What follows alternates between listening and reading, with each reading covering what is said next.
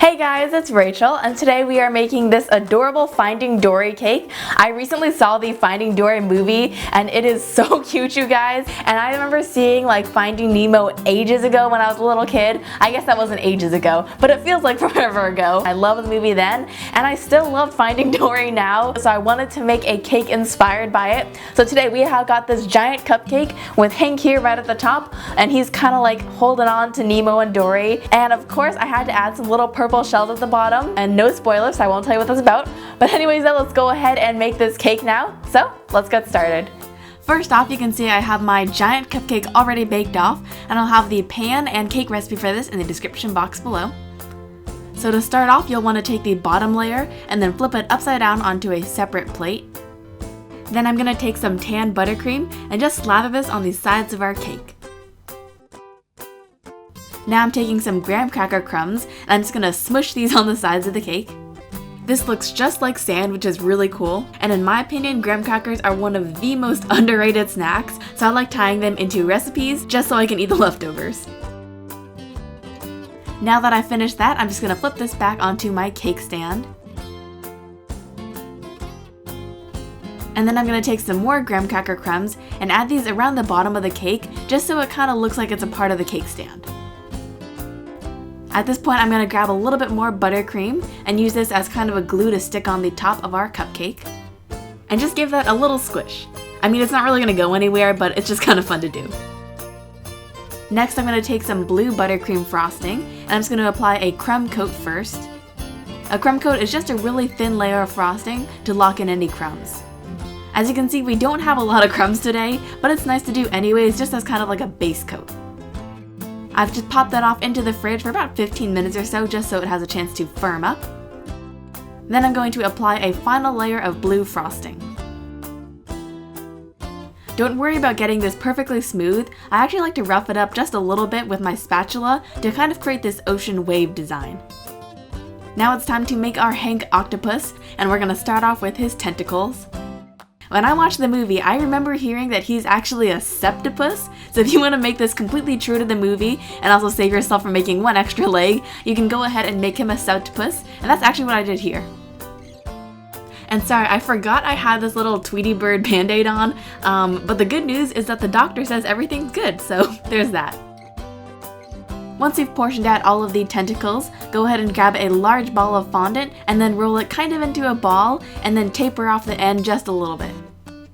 You should have a shape something like this. At this point, we're going to work on rolling out our tentacles. You can see I'm just going to grab one and then roll it until it looks kind of like a carrot, and then keep going so the end is nice and thin. Repeat for all 7 or 8 of your tentacles. For Dory and Nemo, I'm going to use lollipops. I found this orange Nemo lollipop at Michael's, but the only problem was that he had no face, so I decided to add that back on with some candy melts. Now I know what you're probably thinking, there's gotta be an easier way to do this, and lucky for you, there totally is. If you can't find these lollipops, just go online, print out a picture of Nemo and Dory and put it on a lollipop stick, and that's all you need to do.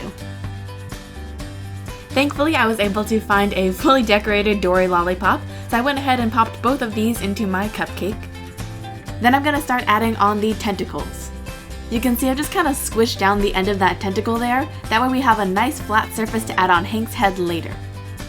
Once you've placed all your tentacle, go ahead and wrap it around the lollipop stick. And then repeat for your Dory lollipop as well. Then go ahead and place on the rest of your tentacles. And again, try to make sure that the center stays flat and clear, this way you can pop on his head. Now for Hank's features, I'm going to take some white M&Ms, and I'm going to apply a little bit of blue candy coating for his irises. Make sure these are off-centered, otherwise he'll look more like a deer in the headlights than an octopus in the ocean. Then I just added on his pupils with some black candy coating. And if you can't find white M&Ms, no worries, just use some white candy coating on a piece of wax paper as a base for the eyes. And now we're going to add on some eyelids. This is because Hank is always looking a little bit tired from constantly chasing Dory around. And for the full effect, I also added on some under eye bags too. And that is your finished Hank head, super simple. To attach this onto our cake, I went ahead and popped in a toothpick. Just make sure you remember that's in there before you serve. And you can see this is looking super cute. You could totally stop here, but I also had a seashell mold, so I knew I had to add on some purple shells. And if you haven't seen the movie yet, then you totally have to, but the purple shells are part of that. And that's it. Alright guys, our Finding Dory cupcake is finished now, and this looks so cute. This is perfect if you're having some kind of Finding Dory celebration for a younger sibling, or maybe even for yourself because the movie is so cute.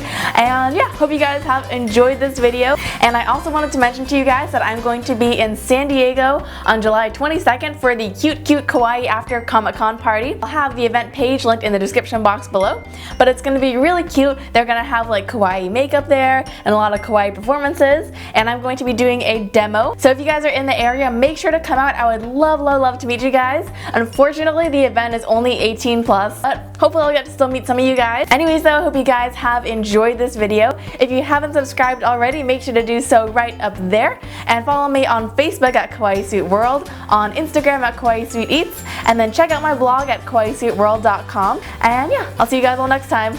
Bye guys.